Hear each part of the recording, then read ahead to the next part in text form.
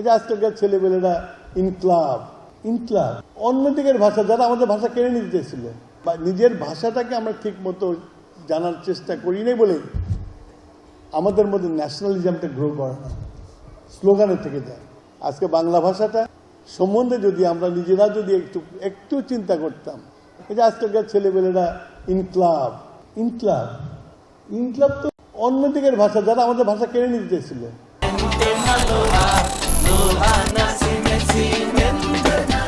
এখন এটা নিয়ে আমাদের young generation Gen Z they are proud of it. আমার ব্লিডিং হয়। আমি নিজেকে একবারে মাথার চুল থেকে পা পর্যন্ত আমি ন্যাশনালিস্ট মনে করি। সেই জন্য মুক্তিযুদ্ধে গেছিলাম জীবন দেওয়ার জন্য, না গেলেও চলতো। ছাত্র জীবনে রোমান্টিসিজমে ভুগতাম, লেফট পলিটিক্স করছি, নক্সালাইট হয়েছি সমাজ পরিবর্তনের জন্য।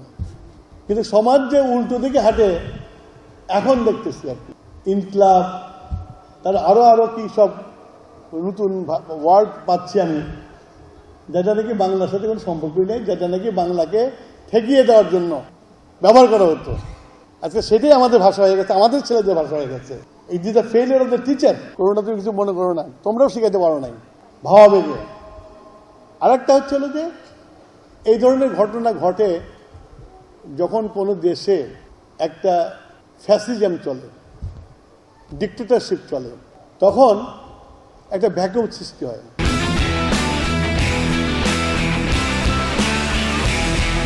যখন পলিটিক্যাল স্পেস না দেওয়া হয়, যেমন আমরা বিএনপি ছিলাম, ওই ডিক্টেটর যদি একটা স্পেস তৈরি করতো অপোজিশনের জন্য, তাহলে কিন্তু আজকে এই দেশে অবঘটে হতো না। স্পেস তৈরি করতে দেয় নাই বিএনপি অজনরান, আর যারা নাকি উগ্রপন্থী এক্সট্রিম রাইট, তাদের কিন্তু এক্সেস থাকে প্রত্যেকটা বাড়িতে ঢোকার। তার ঢুকে মানুষের মাথা খেয়েছে, এবং তার রেজাল্ট হলে এবারকার ইলেকশন আমি দেখলাম বেহেশতের টিকিট। ইট ওয়াজ আমাদের অশিক্ষিত অর্ধশিক্ষিত মা বোনের মধ্যে ওয়ার্ক করেছে এটা, যে বিলিভ ইন ইট। তা না হলে ভোটের প্যাটার্ন এরকম হওয়ার কথা, সারা দেশে ভোটের প্যাটার্ন এরকম হওয়ার কথা না।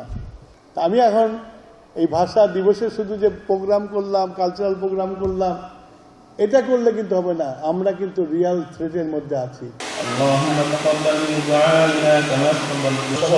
যারা নির্বাচিত হয়েছেন ভাষা আন্দোলন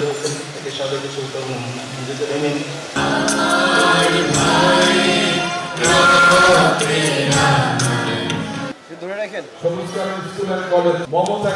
মমতাকি করছে, এবং এরপরে সরাসরি অধিকার